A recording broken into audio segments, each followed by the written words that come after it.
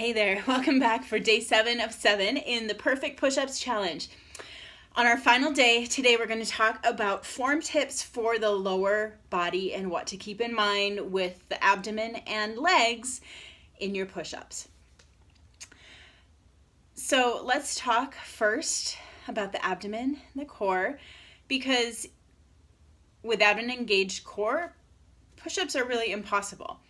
You know, this very well could be the missing link if you feel like you're rocking those knee push-ups, but you just can't lift up the knees and do a full push-up on your toes.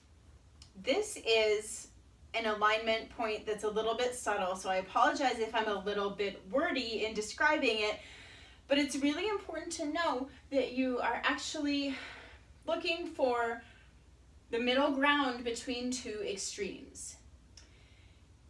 I find that it really helps to think of the pelvis as a bowl of water, and you don't want it to spill forward and you don't want it to spill backwards. So if you think of the pelvis, the bowl of water spilling forwards, I'm really arching my low back. So this is what not to do in a push-up, but you can see how if your hips are coming up high, this could be happening.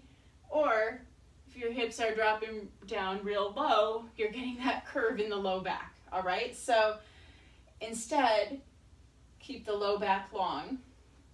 Now, if the pelvis is below water spilling backwards, that's almost when you're over tucking, right? Like you're crunching your abs so much, it's almost like doing a crunch. There's no flexibility here. So what we're looking for is a healthy level of engagement in the core to allow the low back to lengthen still. Right? Because if there's an arch in the low back, the core is not engaged at all. A moderate level of engagement, so you're not really like tugging and crunching so much that you can't breathe, but that middle ground. So hopefully that makes sense. If it doesn't, leave a question and I will come back and try to clarify. But now just imagine you're down on the ground in a push-up. So that's the same position you want, the long low back and I don't want to say light engagement, but engagement of the core still with room to breathe. All right, now let's talk about the legs. You might not have thought much about what your legs are doing in a push-up because it's a chest exercise, right? Upper body exercise. You know, triceps, lats, chest. The legs aren't really being worked. But if you can get a few specific actions going in your legs, the legs take on a little bit of work, and it makes it so that your weight isn't just collapsing onto your arms, and it actually will make the push-ups feel a little bit easier, I think. So we have a couple of main actions, and I'll talk about them standing up just because it allows me to like point and gesture, but you can't necessarily see them that much, especially since I'm wearing dark pants against a dark background. The two actions though, and then I'll get down and we'll talk about it in push-up position. Okay, so the two actions are the thighs turning in. So like, let me go over here. So think about this. If you're down in push-ups and your legs are just doing whatever, you could end up in a position like this with the knees turning out and the groin spreading, right? And nothing is activating, and that's when your weight is really just all collapsing on your upper body. So instead, turn the thighs in and the legs kind of automatically straighten when that happens. And then again, when I'm down on the floor, I'll be lifting the backs of my legs toward the ceiling. So imagine I'm doing a push-up right now, but I'm sideways.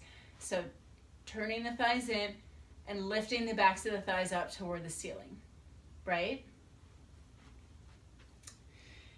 Okay, and then the second action will be reaching back through the heels. So again, taking from this like collapsing position, turn in and reach back to straighten the leg.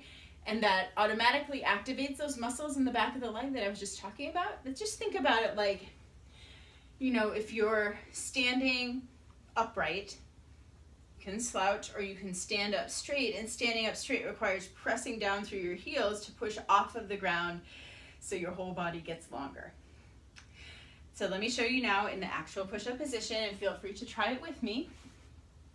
Come down here. Okay, so the collapsing position, that's like even hard for me to maintain. So instead of doing that, I roll my thighs in, lift the backs of my legs toward the ceiling and reach back through my heels.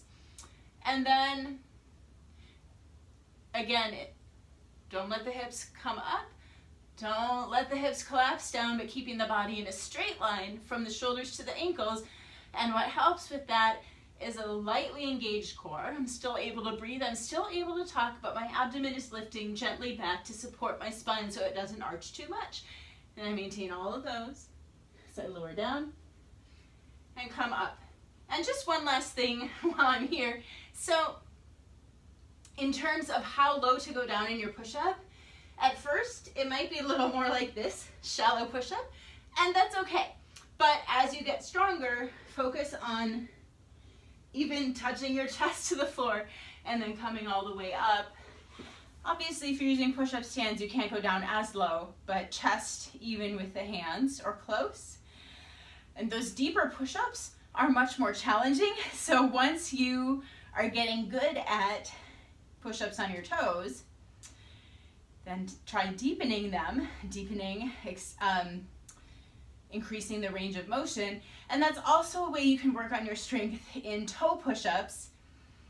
If you're like in knee push-ups. If you're rocking the knee push-ups, doing them like 3 per second, slow down a little bit and focus on going really deep, and that's gonna help you get stronger. So I hope today's video was helpful. I hope this whole series was helpful. I would love to hear as you practice this over the course of the past week, but also these exercises can stay with you for the course of several months, and if you practice them regularly, I know that you'll increase the number and the difficulty level of the push-ups that you're doing. So send me a message, send me an email. I would love to hear about your experience and how this program worked out for you. Thanks guys, thanks for being part of this challenge. I'll see you later.